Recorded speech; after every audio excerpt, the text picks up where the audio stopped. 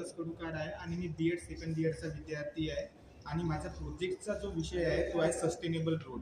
म्हणजे की plastic waste आहे त्याचा यूज आपण रोड बनवण्यामध्ये कसे करू शकतो. तर प्लास्टिक वेस्टपासून रोड तयार करणे त्याच्यामध्ये फर्स्ट स्टेप आहे कलेक्शन अँड सिग्रिगेशन.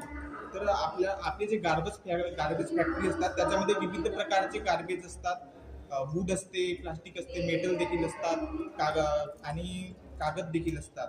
तर त्याच्यापैकी आपल्याला प्लास्टिक पाहिजे तर आपल्याला प्लास्टिक त्याच्यामधून सेपरेट करावे लागेल आणि तो प्लास्टिक आहे तो प्लास्टिक सेकंड स्टेपमध्ये जाईल आणि सेकंड स्टेप आहे श्रेडिंग.